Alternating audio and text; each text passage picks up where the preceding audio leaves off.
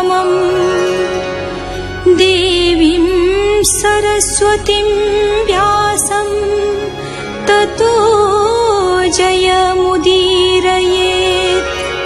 मूकं करोति वाचालं पङ्गुं लङ्घयते गिरिं यत्कृपातमहं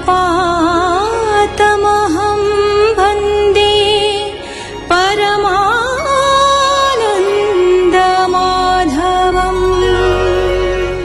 वसुदेव विद्या अध्ययन द्वारा ऋषिगण ଓ ପୁତ୍ରୋତ୍ପତ୍ତି ବଶତଃ ପିତୃଋଣ ଶୁଝି ସାରିଛନ୍ତି। ଏବେ ଯଜ୍ଞ ଦ୍ୱାରା ଦେବଋଣ ପରିଶୋଧ କରିବେ।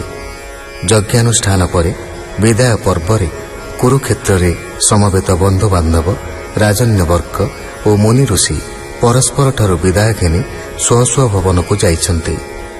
ଶେଷରେ ବୃଷ୍ଣିମାନେ ବି ଶ୍ରୀକୃଷ୍ଣଙ୍କ ସହିତ ଦ୍ୱାରକାକୁ ଫେରିଛନ୍ତି। ଶୁକ ଉବାଚ ମୁଁ ପୁତ୍ର ତୁମ୍ଭେ ମୋର ତାତ ଏ ଯେ ମୋହର ଜ୍ୟେଷ୍ଠ ଭ୍ରାତ ଦ୍ୱାରକାପୁର ଜନ ଯେତେ ସଚରାଚର ଏହି ମତେ ଈଶ୍ୱର ମାୟା ଏ ସଂସାର ଏଣେ ଭ୍ରମନ୍ତି ସୁରନର ଏବେ ହୋ ଶୁଣ କୁରୁରାୟ ଦେବକୀ ସର୍ବଦେବମୟ ଭାବେ ଗୋବିନ୍ଦ ମୁଖ ଚାହିଁ ବିସ୍ମିତ ମନେ ବିଚାରଇ ଗୁରୁଙ୍କ ପୁତ୍ର ମରିଥିଲା ଏ ଯମ ଘରୁ ଆଣି ଦେଲା ଏ କୃଷ୍ଣ ବାଦେ ମୋର ପୋଏ କଂସ କଚାଡ଼ିଲା ନିର୍ଦୟେ ସୁମରି ପୁତ୍ର କଷ୍ଟ ମନେ କାନ୍ଦଇ ଦୁଃଖିତ ବଦନେ ପୁଣି କ୍ଷଣକେ ସ୍ଥିର ହୋଇ ବୋଲଇ ରାମ କୃଷ୍ଣ ଚାହିଁ ଶୁଣ ହେ କୃଷ୍ଣ ହଳଧର ମହାମହିମା ଯୋଗେଶ୍ୱର ମୁହିଁ ଜାଣଇ ତୁମ୍ଭ ଗତି ସଂସାରେ ଯେତେ ପ୍ରଜାପତି ତୋହର ଅଂଶା ଅଂଶ ଭାବେ ଏ ବିଶ୍ୱ ସଂସାର ସମ୍ଭବେ ସୃଷ୍ଟି ପାଳନ ଅନ୍ତ ହୋଇ ଏଣୁ ମୋ ଗତି ତୁମ୍ଭେ ଦୁଇ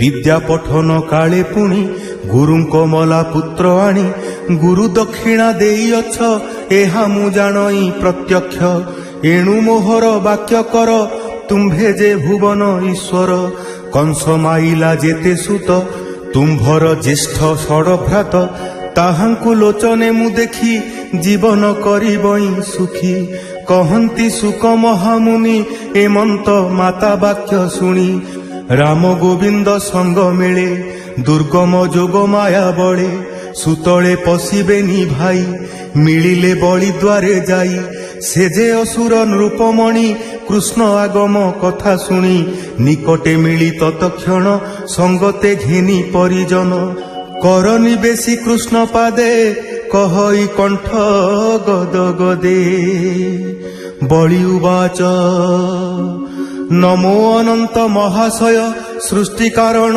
ବ୍ରହ୍ମ ଦେହ ତୁ ବ୍ରହ୍ମ ପରମ କାରଣ ତୁ ସାଂଖ୍ୟ ଯୋଗ ବିସ୍ତାରଣ ତୁମ୍ଭର ଦର୍ଶନ ଲାଭ ଜଗତେ ଯୋଗୀଙ୍କି ଦୁର୍ଲଭ ଆମ୍ଭେ ସ୍ୱଭାବେ ରଜତମ ପାଇଲୁ ତୁମ୍ଭ ଦର୍ଶନ ସଙ୍ଗେ ମୁଁ ଘେନି ସଖାଗଣ ସେବିବି ତୋହର ଚରଣ ତୋର ଆଗମ ମୋତେ କହ ନିଷ୍ପାପ କର ମୋର ଦେହ ତୋହର ଆଜ୍ଞା ଘେନି ଶିରେ ଘୋର ସଂସାରୁ ପ୍ରାଣୀ ତରେ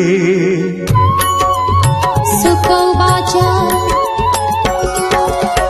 ବଳି ବଚନି ଦାମୋଦର କୋମଳ ବଚନ ଗଭୀର ବୋଲନ୍ତି ଶୁଣ ନୃପମଣି ପ୍ରଥମ ମନ୍ୱନ୍ତର ବାଣୀ ଛପୁତ୍ର ମରି ଚିର ଘରେ ଜନ୍ମିଲେ ଉର୍ଣ୍ଣର ଉଦରେ ସ୍ୱଭାବେ ଦୁଷ୍ଟ ଭାବ ଘେନି ନିର୍ଭয়ে ଭ୍ରମନ୍ତି ଅବନି ଦେବଳ ନାମେ ବ୍ରହ୍ମ ଋଷି ତାହାଙ୍କ ତପୋବନେ ପଶି ତାହାଙ୍କ ରୂପ ଦେଖି ହସି ଆକର୍ଷି ଗୃହ ମଧ୍ୟେ ପଶି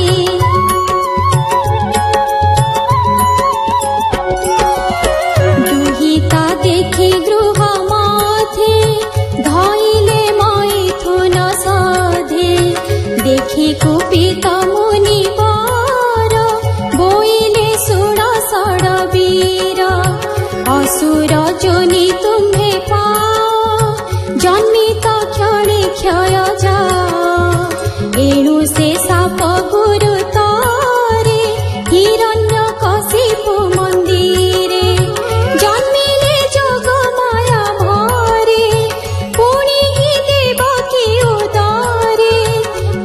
ତାଙ୍କୁ ଜନ୍ମ ମାତ୍ରେ ଧରି କଂସ ମାଇଲା କୋପ କରି।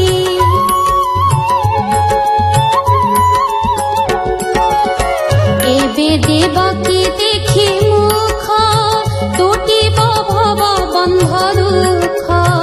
ନିତ୍ୟ হে ଜନନୀ ମୋହରି କାନ୍ଦଇ ପୁତ୍ର ସଖୀ ଘାରି।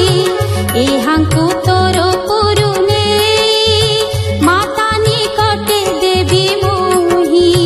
ଜନନୀ ହୋଇବେ ଆନନ୍ଦ ଏହାଙ୍କ ଫିଟୁ ମାୟା ବନ୍ଧ। ବୋଲନ୍ତି ପ୍ରଭୁ ନାରାୟଣ ଷଡ଼ ଭାଇଙ୍କ ନାମ ଶୁଣ।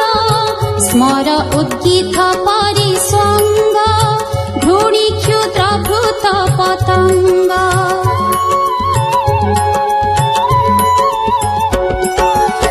ମୋର ପ୍ରସାଦେ ଷଡ଼ ଜଣ ପୁଣି ଲଭିବେ ମୋକ୍ଷ ସ୍ଥାନ। ଏମନ୍ତ କୃଷ୍ଣ ମୁଖ ଶୁଣି ବଳି ତାହାଙ୍କୁ ଦେଲାଣି।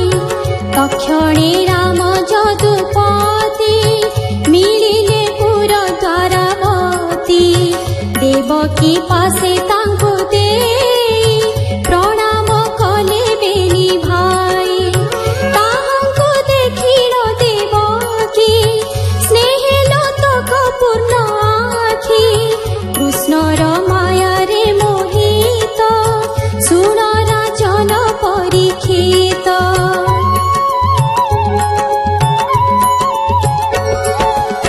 কৃষ্ণ ভক্ষিত শেষ ক্ষীর ভাবে পিলে ষড়বীর। অমৃত সম ক্ষীর পিই কৃষ্ণ শ্রী অঙ্গ সঙ্গ পাই। দেখিল রাম কৃষ্ণ মুখ ফিটিলা ভব বন্ধ দুঃখ। আনন্দে উঠি ষড় ভাই কৃষ্ণর পাদে শির দেই। রামর পাদর ঘেনি বন্দিলে প্রিয়র জননী। শ্রীকৃষ্ণ লীলা ভাগবত যে নর শুনে অবিরত।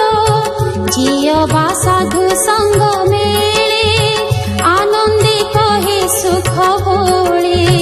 অশেষ পাপ বন্ধু তোরে অন্তে লভই নর হরি। সে হরি চরণে বিশ্বাস কহই জগন্নাথ দাস। इति श्रीमद्भागवते महापुराणे पारमहंस्यां संहितायां दशमस्कन्धे उत्तरार्धे मृत अग्रज आनयनं नाम 91तम अध्यायः। परीक्षित उवाच राम गोविन्दङ्क भगिनी सुभद्रा नामेण कामिनी। केमन्ते अर्जुन तापाई